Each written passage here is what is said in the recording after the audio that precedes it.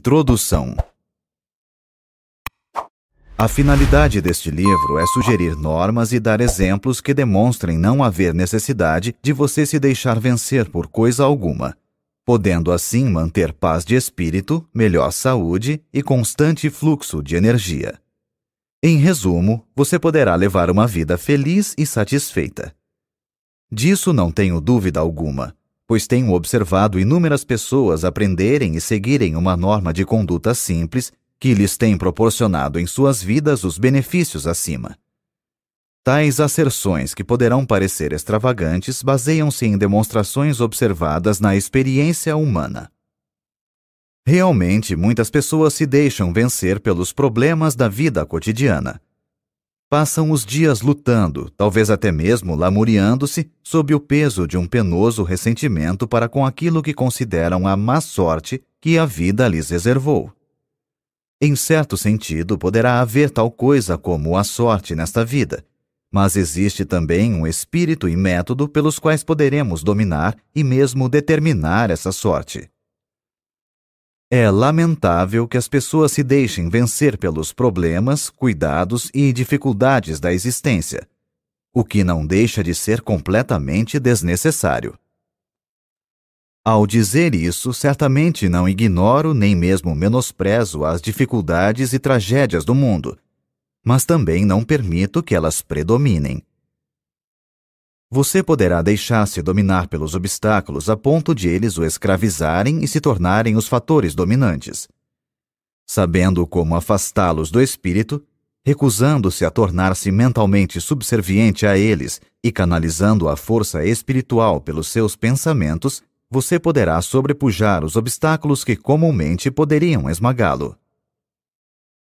Pelos métodos que delinearei, não haverá lugar para que tais obstáculos se interponham para destruir-lhe a felicidade e o bem-estar. Você apenas será vencido se quiser. Este livro lhe ensinará como não querer ser derrotado. O objetivo deste livro é direto e simples. Não há nele pretensão de oferecer lavores literários e tampouco demonstrar quaisquer conhecimentos desusados da minha parte. Foi escrito com o único fim de auxiliar o leitor a conseguir uma vida feliz, satisfeita e digna. Creio inteira e entusiasticamente em certos princípios realmente eficientes, que, se praticados, proporcionarão uma vida vitoriosa. É meu alvo expô-lo neste volume de uma maneira lógica, simples e compreensível, a fim de que o leitor possa aprender um método prático pelo qual chegue a construir para si, com a ajuda de Deus, a espécie de vida que deseja no âmago de seu coração. Se você ler este livro com profunda atenção, absorvendo cuidadosamente os seus ensinamentos e se praticar sincera e persistentemente os princípios e fórmulas nele expostos, irá experimentar extraordinária melhora em si mesmo. Usando a técnica nele delineada, poderá alterar ou modificar por completo as circunstâncias em que agora vive, passando a dominá-las ao invés de ser dominado por elas. Suas relações com as outras pessoas tornar-se-ão melhores. Você será benquisto. Apoderando-se de tais princípios, gozará uma nova e agradável sensação de bem-estar. Poderá atingir um grau de saúde que até então desconhecia e experimentar novo e inefável prazer na vida. Tornar-se-á uma pessoa mais útil e verá expandir a força de sua influência. Como posso ter tanta certeza de que a prática desses princípios produzirá tais resultados? É muito simples. Durante muitos anos, na igreja do Colégio de Mármore da cidade de Nova York, ensinamos um sistema de vida criadora baseado numa técnica espiritual, anotando cuidadosamente sua atuação na vida de centenas de pessoas. O que faço não é uma série especulativa de asserções extravagantes, pois tais princípios operaram de modo tão eficiente durante tão grande período de tempo que se encontram agora firmemente estabelecidos como uma verdade documentada e demonstrável. O sistema delineado é um método aperfeiçoado, realmente extraordinário, para se viver feliz. Em meus trabalhos escritos, inclusive vários livros, em meus artigos que semanalmente aparecem em quase 100 de jornais, no programa para as estações de rádio que venho fazendo há mais de 17 anos, em nossa revista, o Guideposts, e nas palestras em dezenas de cidades, tenho ensinado esses mesmos princípios científicos, porém simples, para se obter a saúde e a felicidade. Centenas de pessoas os têm lido, escutado e praticado, e os resultados têm sido invariavelmente os mesmos: vida nova, nova energia, aumento de eficiência e maior felicidade. Como muitas pessoas me pediram que pusesse esses princípios em forma de livro, o que seria melhor para estudar e praticar, resolvi então publicar esse novo volume, sob o título de O Poder do Pensamento Positivo. Desnecessário acentuar que os poderosos princípios aqui contidos não são inventados por mim. São-nos dados pelo maior mestre que já viveu e ainda vive. Este livro ensina a religião aplicada. É um sistema científico de técnica prática para se viver feliz e que surte efeito. Norman Vincent Peale. Você acabou de ouvir o trailer. Agora fique com o começo deste audiolivro. Capítulo 1. Tenha confiança em si mesmo. Tenha confiança em si mesmo. Tenha confiança em suas aptidões. Sem uma confiança simples, porém sólida em sua própria força, você não poderá ser coroado de êxito nem ser feliz. Terá, porém, sucesso se tiver a necessária confiança em si mesmo. A sensação de inferioridade e de inaptidão costuma intervir na materialização de nossas esperanças. Mas se tivermos confiança em nós mesmos, atingiremos nossos objetivos. Dada a importância dessa atitude mental, este livro auxiliará você a ter fé e a libertar a sua força interior.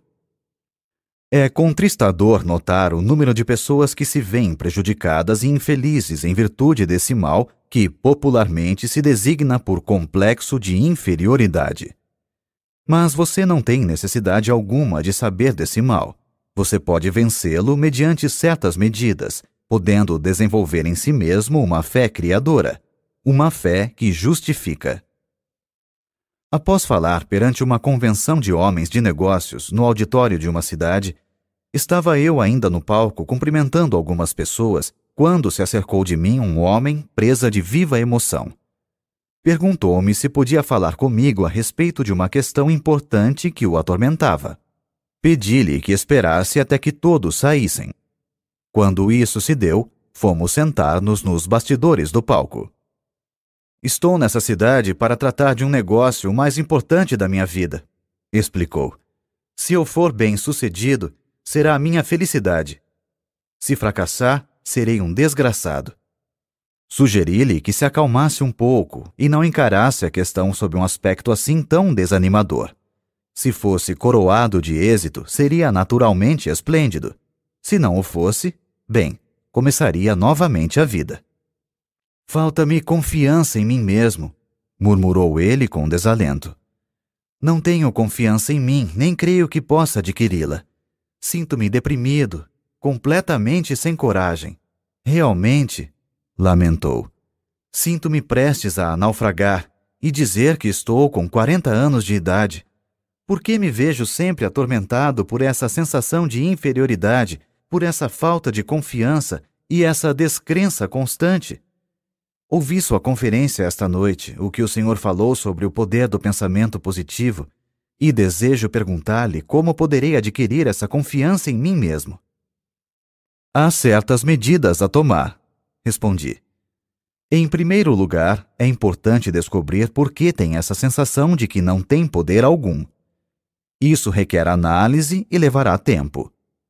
Devemos sondar os males de nossa vida emotiva, do mesmo modo que o faz um médico ao procurar descobrir algo que fisicamente esteja mal.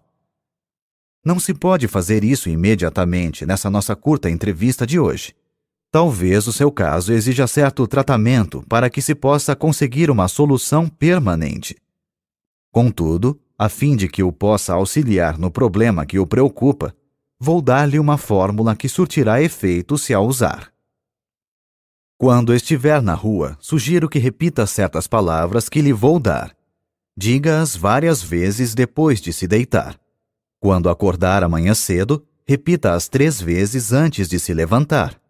Quando estiver a caminho para ir tratar do seu importante negócio, repita-as novamente 3 vezes.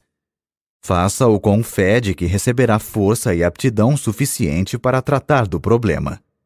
Mais tarde, se quiser, poderemos analisar o seu caso básico. Independentemente do que poderá acontecer ao seguir esse estudo, a fórmula que lhe vou dar agora poderá afinal ser um grande fator na cura.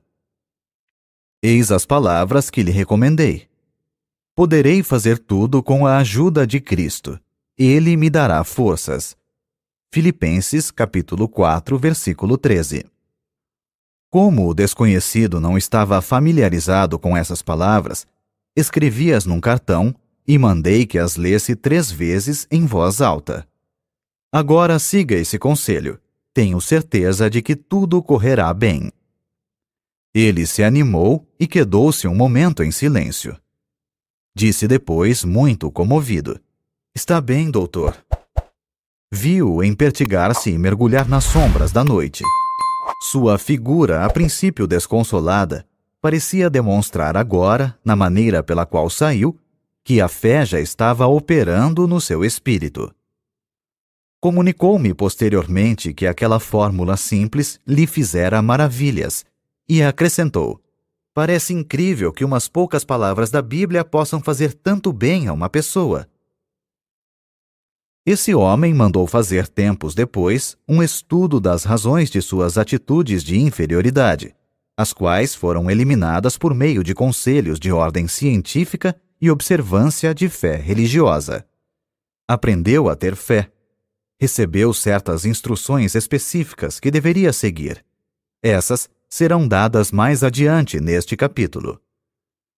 Adquiriu gradativamente uma forte, firme e razoável confiança. Não cessa de proclamar sua grande surpresa ao ver como as coisas lhe correm bem agora. Sua personalidade adquiriu um caráter positivo e não negativo, de modo que não mais afugenta o êxito, ao contrário, costuma atraí-lo para si. Possui agora verdadeira confiança em sua própria força. Há várias causas para a sensação de inferioridade e não são poucas as que se originam da nossa infância.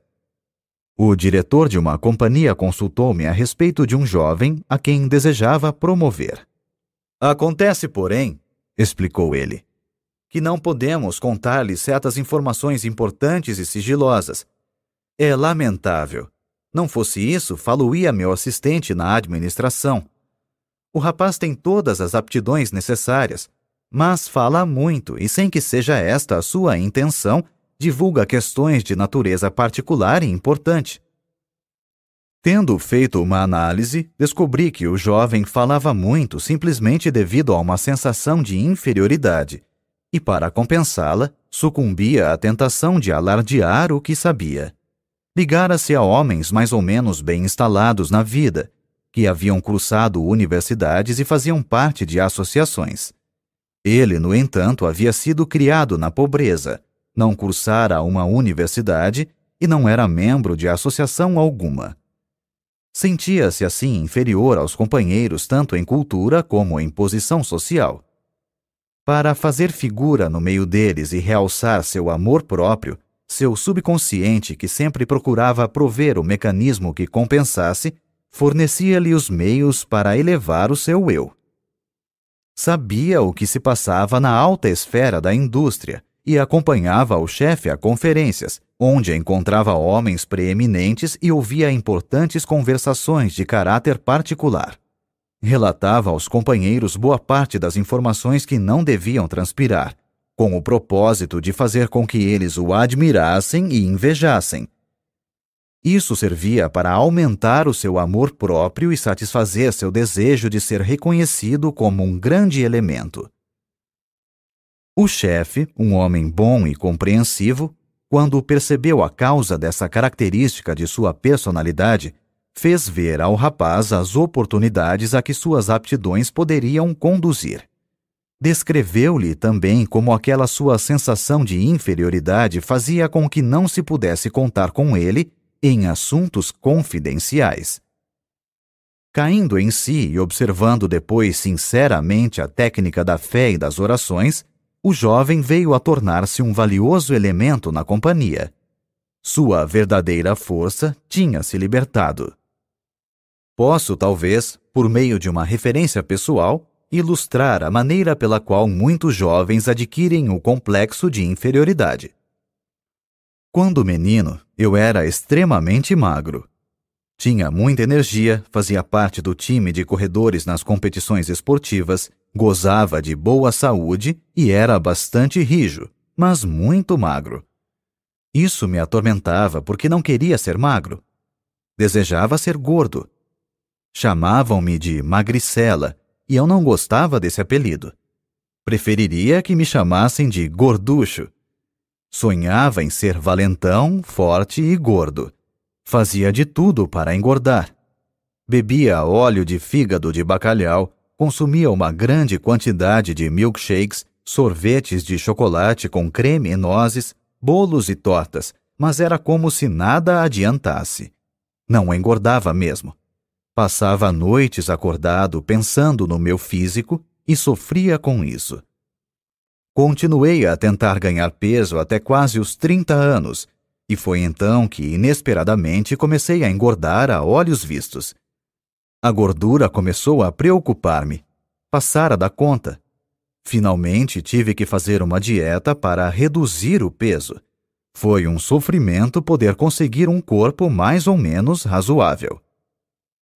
Em segundo lugar, para encerrar esta análise pessoal que estou expondo, para mostrar aos outros como opera esse mal, eu era filho de um pastor e ninguém se esquecia de lembrar-me esse fato.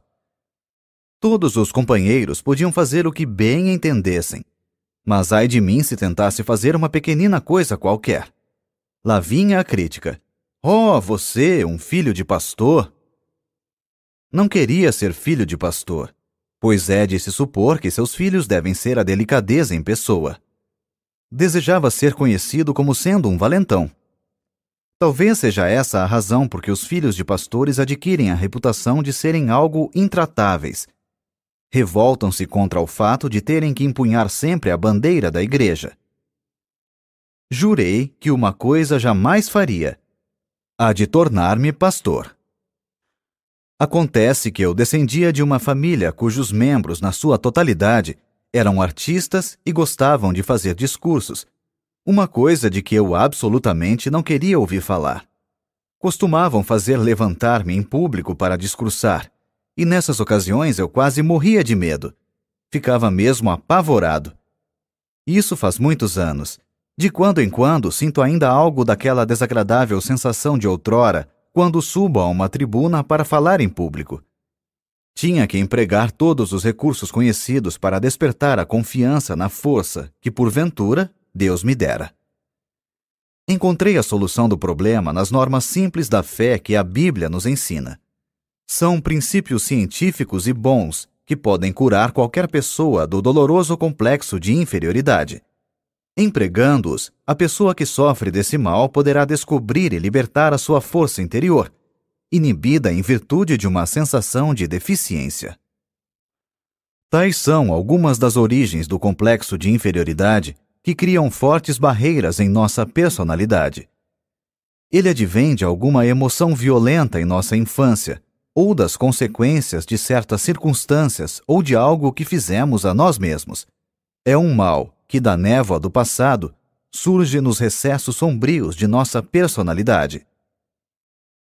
Talvez você tenha um irmão que foi um brilhante estudante. Ele tirava as primeiras notas na escola e você as notas baixas, e isso durante todo o tempo do curso. Você acreditou que jamais alcançaria o mesmo êxito que estava reservado a seu irmão. Ele obtinha notas altas e você notas baixas.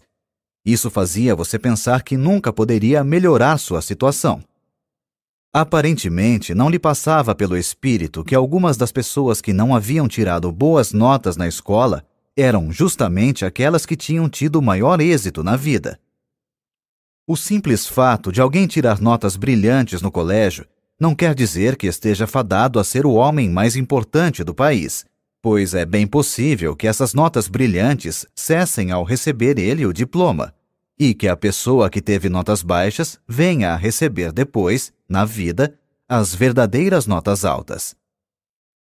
O segredo para eliminar o complexo de inferioridade, que é outro termo para a completa falta de confiança em si mesmo, está em impregnar o espírito de uma grande fé. Desenvolva sua fé em Deus, e isso o fará ter absoluta confiança em si mesmo. Consegue-se uma formidável confiança em si mesmo por meio de orações, lendo e absorvendo mentalmente a Bíblia e praticando as suas normas. Tratarei em outro capítulo das formas específicas de orações, mas desejo acentuar aqui que é de natureza particular a espécie de orações que produzem a fé necessária para eliminar o complexo de inferioridade. Orações superficiais, formalísticas e rotineiras não são suficientemente poderosas. Perguntaram a uma excelente senhora negra, cozinheira de uns amigos que tenho no Texas, como conseguiria vencer as suas dificuldades. Ela respondeu que os pequenos problemas podiam ser resolvidos por meio de orações comuns, mas que quando havia um problema muito grave, tornava-se então necessário muitas orações. Um dos meus mais interessantes amigos foi o finado Harlow B. Andrews, de Siracusa, Nova York, um dos melhores homens de negócios e um dos mais competentes peritos espirituais que até então conheci. Declarou ele que o mal da maioria das orações está no fato de não serem compridas.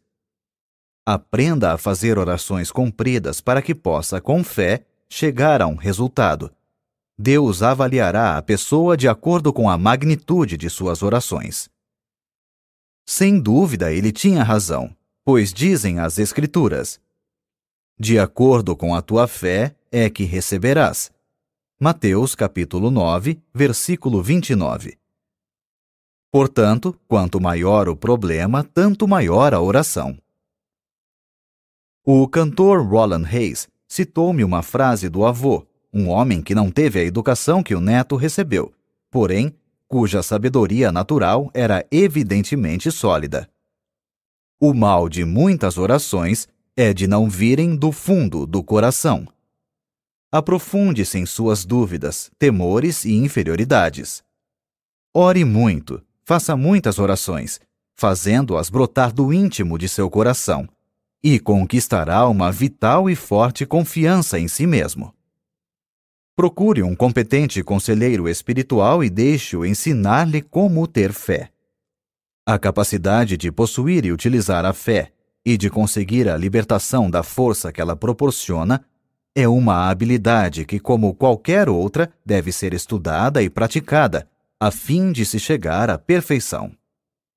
No fim deste capítulo, há uma lista de 10 sugestões para se vencer o complexo de inferioridade e desenvolver a fé. Pratique-as diligentemente e elas o auxiliarão a criar confiança em si mesmo, dissipando a sua sensação de inferioridade, por mais profunda que seja. Nesse ponto, desejo frisar que para adquirir essa sensação de confiança, é de grande eficiência a prática de infundir no espírito conceitos encorajadores.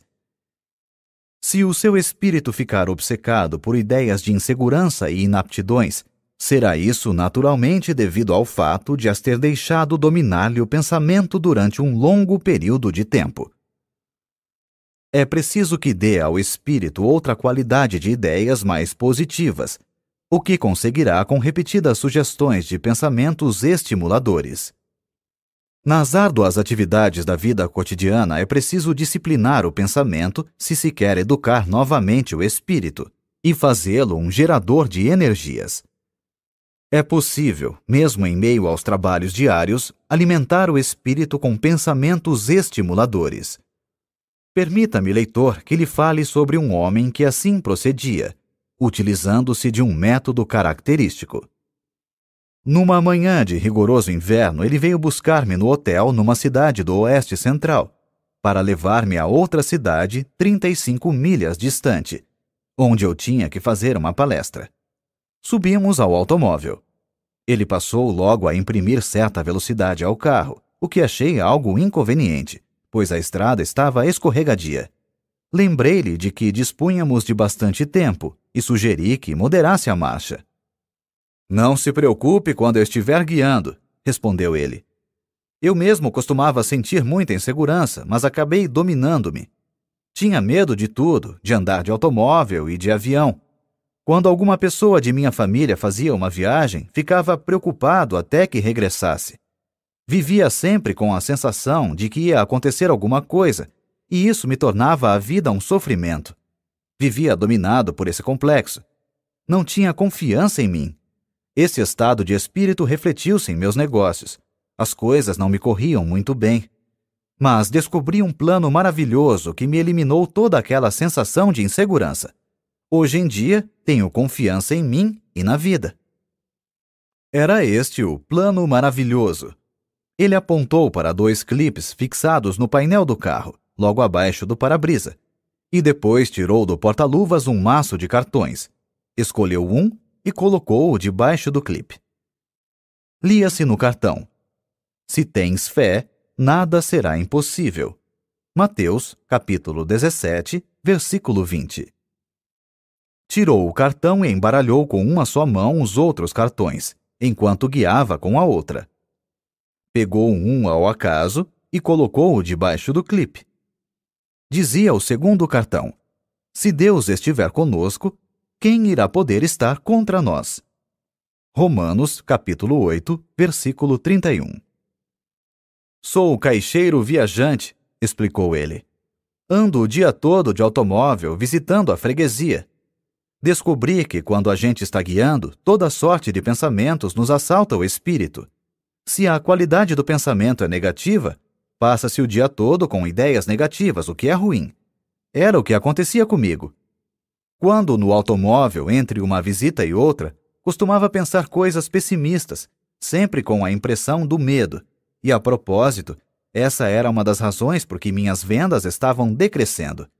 Mas depois que comecei a usar esses cartões e a decorar suas frases enquanto guio, aprendi a pensar diferentemente. Aquela sensação antiga de insegurança que não me largava desapareceu, por assim dizer.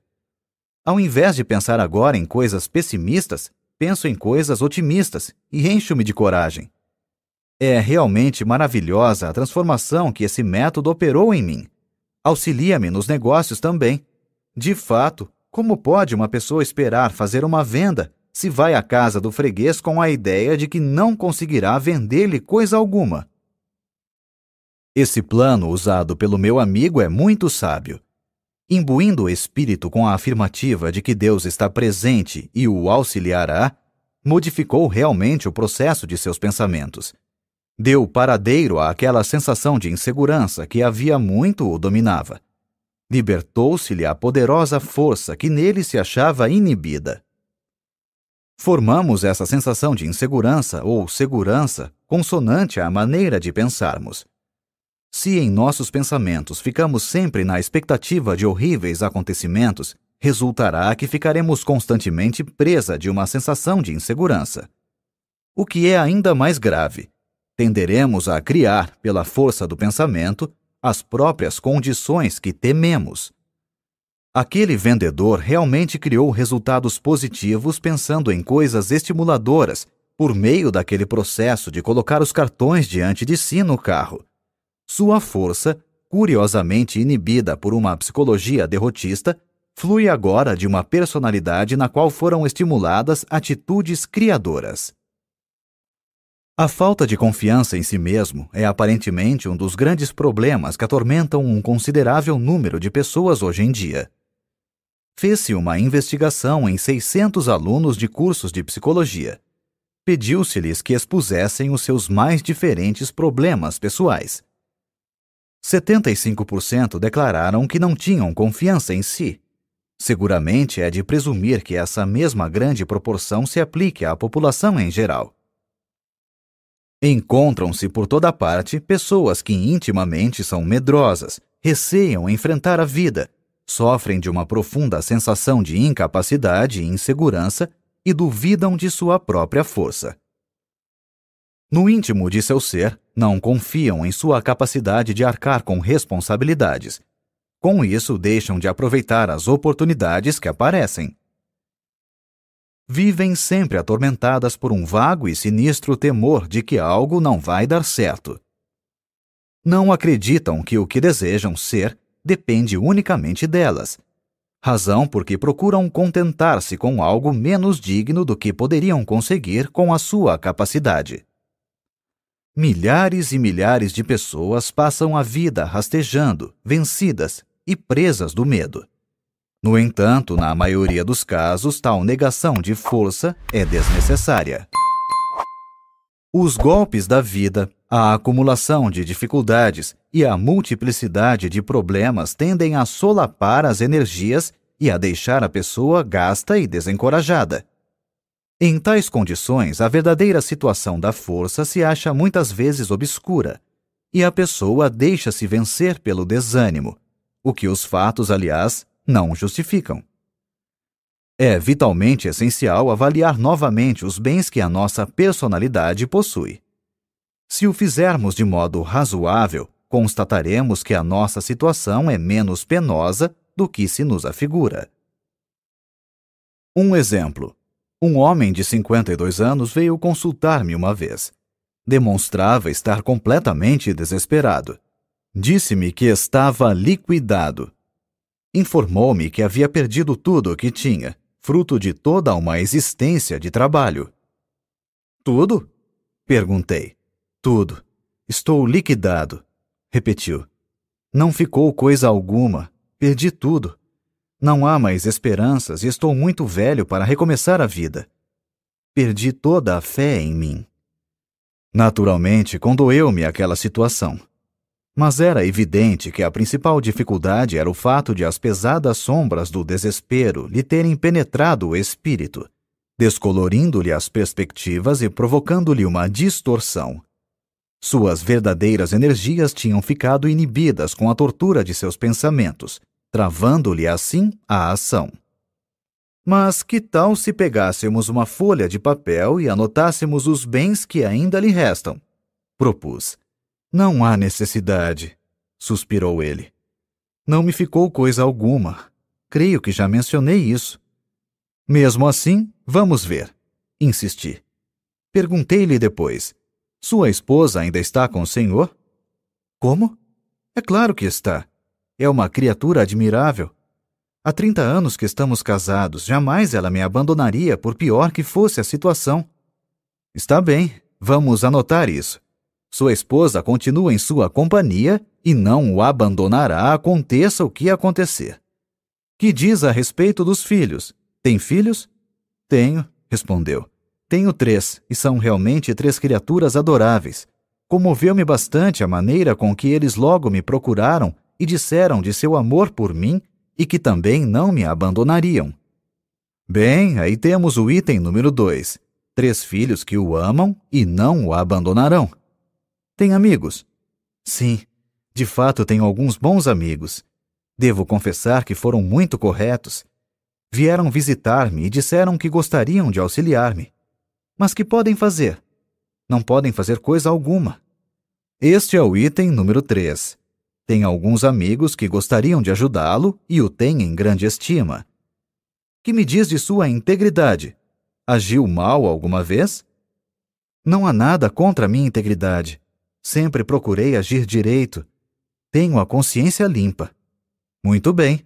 Anotemos a sua integridade como sendo o item número 4. Que me diz da sua saúde? Gozo de boa saúde. Poucas vezes fiquei doente. Creio que estou em boa forma fisicamente. Anotemos isso como sendo o item número 5, boa saúde. Que acha dos Estados Unidos? Acha que continuam ainda em franco comércio e seja o país das oportunidades? Acho sim. É o único país no mundo em que eu gostaria de viver. Eis o item número 6. O senhor vive nos Estados Unidos, o país das oportunidades, e está satisfeito de viver aqui. Indaguei depois. E o que me diz de sua fé religiosa? Crê em Deus e crê que Ele o auxiliará? Sim, Não creio que teria suportado tudo isso se não tivesse alguma ajuda de Deus. Agora, vamos ver a relação dos bens anotados. 1. Uma esposa maravilhosa, casado há 30 anos. 2. 3 filhos devotados que não o abandonarão. 3. Amigos que o querem ajudar e que o têm em grande estima. 4. Integridade. Nada fez que o possa envergonhar. 5. Boa saúde. 6. Vive nos Estados Unidos, o maior país do mundo. 7. Tem fé religiosa. Mostrei-lhe na mesa a folha de papel. Olhe isso. Acho que possui tantos bens. Julgara pelo que me dissera tivesse perdido tudo. Ele sorriu meio envergonhado. De fato, não pensei nessas coisas, disse. Isso não me passou pela cabeça. Talvez a situação não seja realmente tão má, declarou pensativamente. Quem sabe? Talvez pudesse começar de novo a vida se conseguisse apenas adquirir certa confiança e pudesse sentir alguma força dentro de mim. Bem, ele compreendeu tudo e tratou de começar a vida novamente. Conseguiu fazê-lo somente depois de ter modificado seu ponto de vista e sua atitude mental. A fé varreu as dúvidas que o assaltavam, e uma força, o bastante para vencer suas dificuldades, emergiu do íntimo de seu ser. Esse incidente ilustra uma profunda verdade expressa num documento muito importante do célebre psiquiatra Dr. Karl Menninger. Disse ele: as atitudes são mais importantes que os fatos. Vale a pena repetirmos essa frase para que possamos aurir a verdade que ela encerra. Qualquer fato que enfrentarmos, por mais penoso que seja, mesmo que pareça irremediável, não será tão importante como a nossa atitude para com ele. Da maneira como julgamos um fato é que poderemos ser derrotados antes que possamos tomar qualquer medida com relação a ele. Poderemos talvez permitir que o fato nos esmague mentalmente antes que comecemos a tratar realmente dele. Por outro lado, a observância de pensamentos otimistas e animadores pode modificar ou dominar inteiramente o fato. Conheço um homem que é muito valioso para a sua companhia, não por causa de qualquer habilidade extraordinária, porém, por causa do fato de ele sempre demonstrar ser possuidor de um espírito animador. Quando seus companheiros encaram com pessimismo certo problema, ele logo empresta um método a que deu o nome de o método aspirador de pó. Isto é, por meio de uma série de perguntas, ele aspira o pó do espírito de seus companheiros, arranca-lhes as atitudes negativas. Depois, muito serenamente, sugere-lhes ideias positivas com relação ao problema, infundindo-lhes novas atitudes, as quais lhes dão nova concepção dos fatos. Muitas vezes os companheiros comentavam os problemas, os quais lhes pareciam diferentes quando esse homem começava a operar sobre eles. É a atitude de confiança que cria a diferença, e ela não elimina a objetividade na avaliação dos fatos. A vítima do complexo de inferioridade vê os fatos através de atitudes que lhes são prejudiciais. O segredo para corrigir-se está simplesmente em adquirir uma visão normal que se incline para o lado positivo. Se você, leitor, se julga vencido e perdeu a confiança em sua capacidade de vencer, sente-se, pegue uma folha de papel e faça uma lista, não dos fatores que lhe são adversos, mas dos que tenha a seu favor. Se pensarmos constantemente nas forças que parecem estar contra nós, acabaremos transformando-as numa verdadeira força, o que, aliás, não se justifica. Elas tomarão uma consistência que na realidade não possuem. Mas se, ao contrário, encararmos mentalmente os nossos valores e os pesarmos e fixarmos neles os nossos pensamentos, realçando-os ao máximo, conseguiremos libertar-nos de nossas dificuldades, independentemente do que possam ser. As nossas forças interiores começarão a firmar-se e, com o auxílio de Deus, tirar-nos-ão da derrota para nos conduzir à vitória. Uma das mais poderosas concepções, que é seguramente a cura para a falta de confiança, é o pensamento de que Deus está realmente ao nosso lado, ajudando-nos. Este é um dos mais simples ensinamentos da religião. Deus Todo-Poderoso será nosso companheiro, não nos abandonará e auxiliar-nos-á até o fim.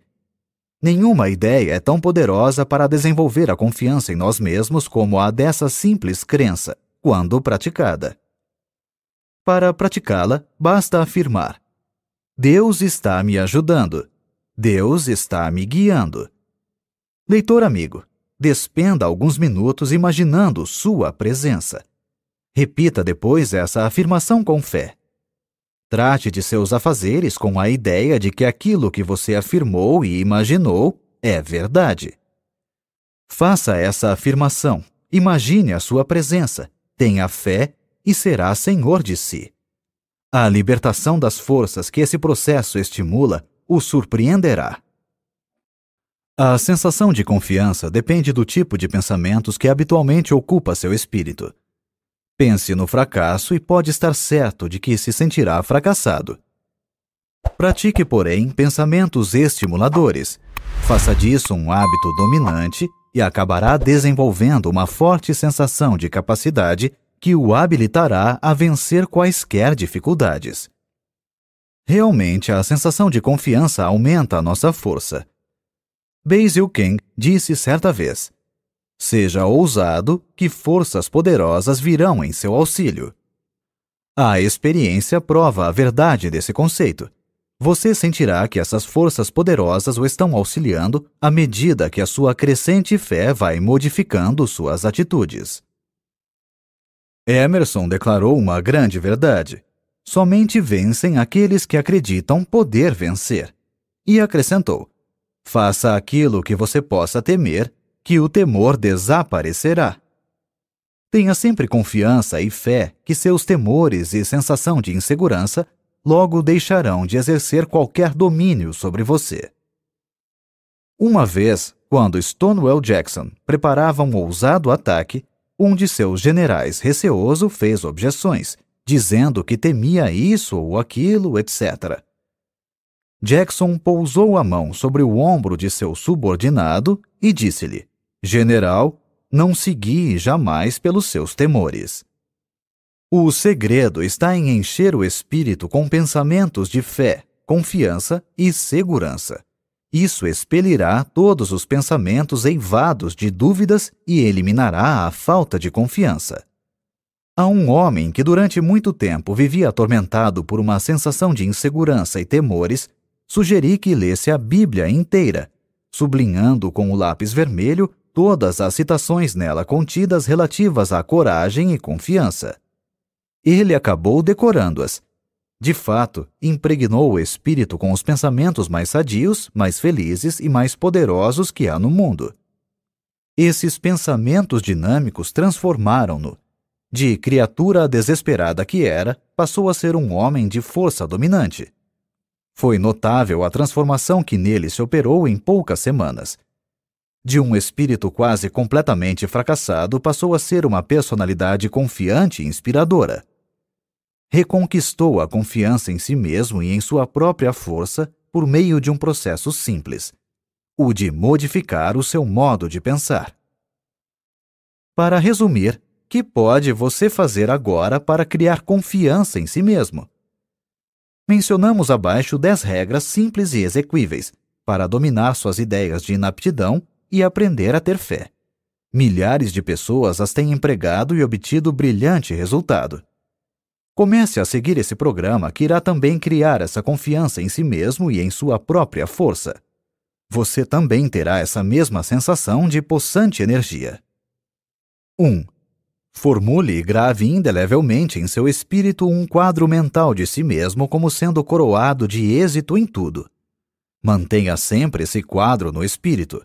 Não permita que desapareça. Seu espírito procurará desenvolver essa ideia. Jamais pense que irá fracassar. Jamais duvide da realidade dessa imagem mental.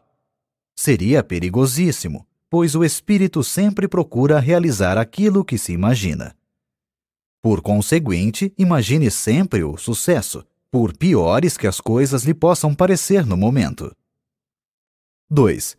Toda vez que um pensamento negativo relacionado à sua força pessoal lhe assaltar o espírito, exprima deliberadamente um pensamento positivo para eliminá-lo. 3. Não crie obstáculos em sua imaginação. Deprecie todos esses pseudo-obstáculos. Reduza-os ao mínimo. As dificuldades devem ser estudadas e tratadas de maneira eficiente a fim de serem eliminadas. Devem ser encaradas apenas como se apresentam. Não devem ser ampliadas por pensamentos pessimistas. 4. Não se deixe atemorizar por outras pessoas. Procure imitá-las. Ninguém pode ter a sua eficiência. Lembre-se também que a maioria das pessoas, não obstante mostrar confiança em si, sente-se muitas vezes tão receosa e tão hesitante quanto você. 5. Repita 10 vezes ao dia estas palavras dinâmicas. Se Deus estiver conosco, quem irá poder estar contra nós? Romanos 8:31. Suspenda aqui a leitura e repita-as agora, lentamente e com confiança. 6. Arranje um competente conselheiro para ajudá-lo a compreender a razão de ser de seu modo de agir. Conheça a origem de sua sensação de inferioridade e indecisões, a qual muitas vezes tem muitas raízes na infância. O conhecimento de nós mesmos é um fator de cura. 7. Repita 7 vezes ao dia, em voz alta, se possível, o seguinte versículo: Poderei fazer tudo com a ajuda de Cristo. Ele me dará forças. Filipenses, capítulo 4, versículo 13. Repita-o agora. Esta declaração mágica é o mais poderoso antídoto que existe na Terra para os pensamentos pessimistas. 8. Avalie exatamente a sua própria capacidade e dê-lhe depois 10% de acréscimo. Não se torne egoísta. Trate de desenvolver o respeito próprio.